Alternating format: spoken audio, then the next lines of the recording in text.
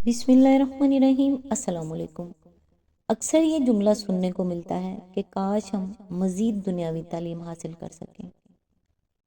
میرا ایک ہی جواب ہوتا ہے، یقیناً آپ کے رب نے اسی میں آپ کی خیر رکھی ہوگی، کیونکہ وہ بہتر جانتا ہے کہ کس کو کیا نوازنا ہے۔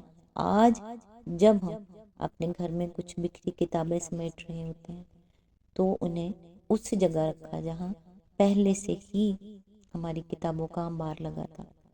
ہم نے ایک نظر ان کتابوں پر ڈالی اور سوچا ہاں، انہیں پڑھ کر علم میں اضافہ ہوا، مگر وہ کتابیں اتنا علم نہیں دے سکیں جتنا قرآن پاک نے دیا۔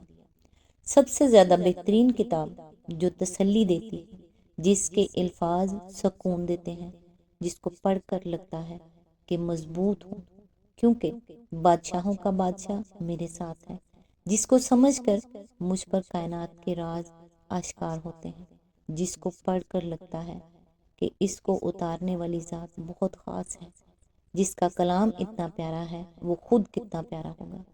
کوئی بھی کتاب اس کا مقابلہ نہیں کر سکتی۔ جن کے پاس دنیاوی تعلیم زیادہ نہ ہو مگر ان کے سینے میں قرآن مجید موجود ہو، اس سے بڑھ کر اور کون سی خوش قسمتی ہو سکتی ہے۔ انسان چاہے جتنے بڑے کالجوں یونیورسٹیوں میں پڑھ لے مگر وہ انسان اس سے کہیں زیادہ بہتر ہے جس کے پاس قرآن کا علم ہے۔ دنیاوی تعلیم انسان کو نوکریاں دلا سکتی ہے، ظاہری طور پر لوگوں سے خوش آمد کروا سکتی ہے، مگر دل سے عزت اسی کی ہوتی ہے جس کے پاس قرآن ہو اور وہی مضبوط ایمان رکھتا ہے۔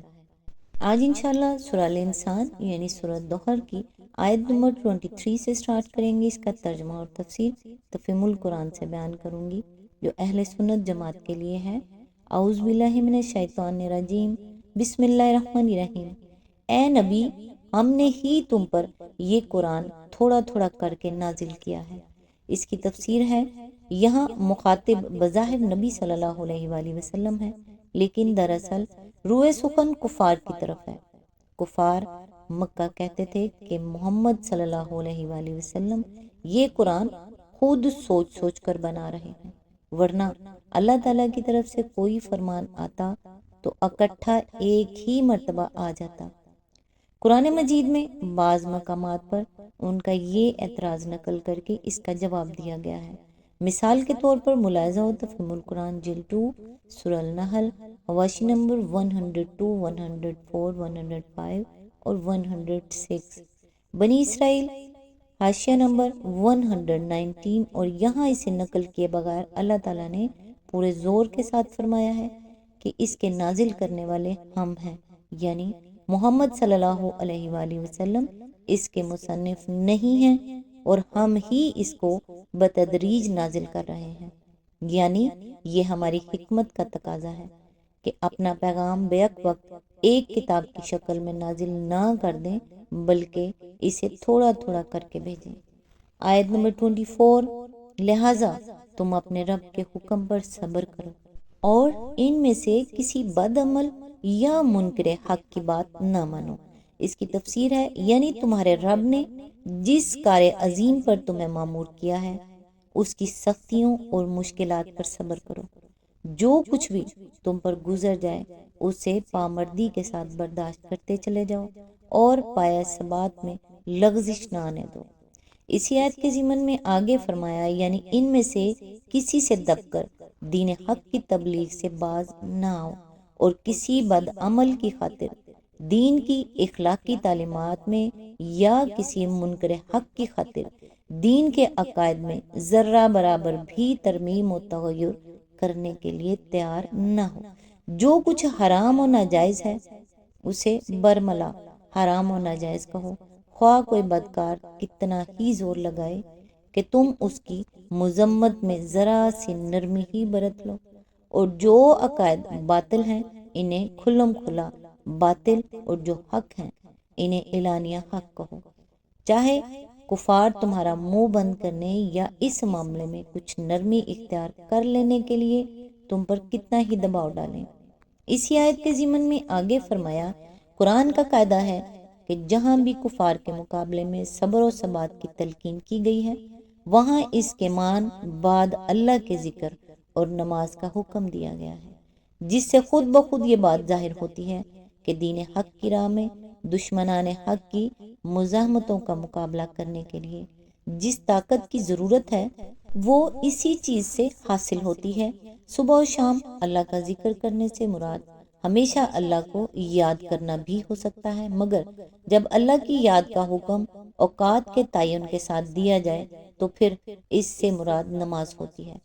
آیت میں سب سے پہلے فرمایا ذکر اسم ربی کا بکرات و اصیلا۔ بکرا عربی زبان میں صبح کو کہتے ہیں۔ اصیل کا لفظ زوال کے وقت سے غروب تک کے لیے استعمال کیا جاتا ہے، جس میں ظہر اور عصر کے اوقات آ جاتے ہیں۔ پھر فرمایا وَمِنَ اللَّيْلِ فَاسْجُدْ لَهُ۔ رات کا وقت غروب آفتاب کے بعد شروع ہو جاتا ہے، اس لیے رات کو سجدہ کرنے کے حکم میں مغرب اور عشاء دونوں وقتوں کی نمازیں شامل ہو جاتی ہیں۔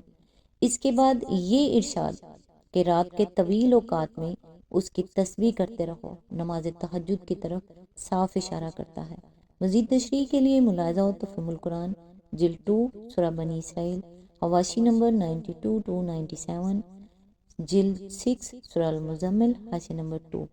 اس سے یہ بھی معلوم ہوا کہ نماز کے یہی اوقات ابتدا سے اسلام میں تھے، البتہ اوقات اور رکعتوں کے تعین کے ساتھ 5 وقتہ نماز کی فرضیت کا حکم معراج کے موقع پر دیا گیا ہے۔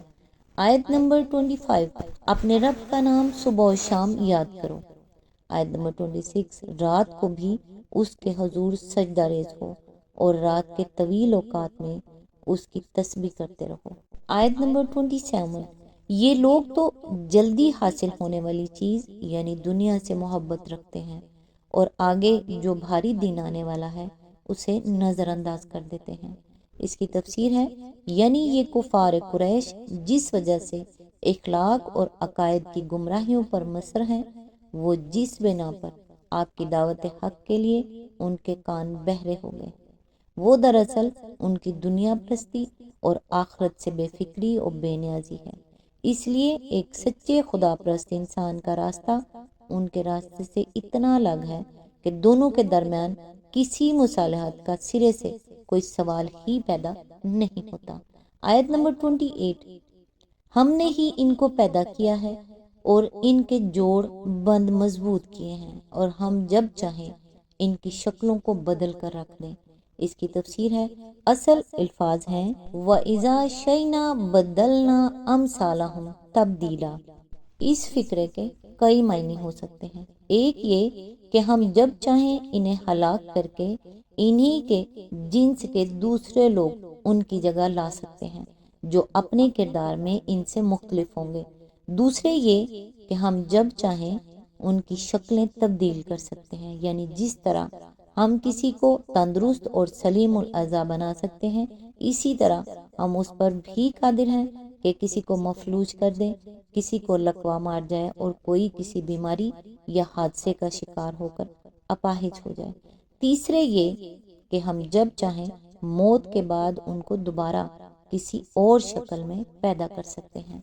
آیت نمبر 29 یہ ایک نصیحت ہے، اب جس کا جی چاہے اپنے رب کی طرف جانے کا راستہ اختیار کر لے۔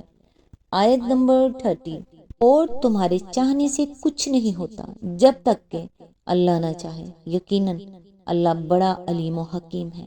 اس کی تشریح کے لیے ملاحظہ ہو تفہیم القرآن جلد 6 سورہ المدثر حاشیہ نمبر 41، نیز ملاحظہ ہو ضمیمہ نمبر 1 صفحہ نمبر 576۔ آیت نمبر 31 اپنی رحمت میں جس کو چاہتا ہے داخل کرتا ہے اور ظالموں کے لیے اس نے دردناک عذاب تیار کر رکھا ہے۔ اس کی تفسیر ہے، اس کی تشریح ہم اسی صورت کے دیباچے میں کر چکے ہیں، نیز ملاحظہ ہو ضمیمہ نمبر 2 صفحہ نمبر 577۔ سورہ الانسان یعنی سورہ دہر یہاں مکمل ہوئی۔ نیکسٹ انشاءاللہ سورہ المرسلات کی آیت نمبر 1 سے سٹارٹ کریں گے۔ تب تک کے لیے دعاؤں میں یاد رکھیے گا۔ اللہ حافظ۔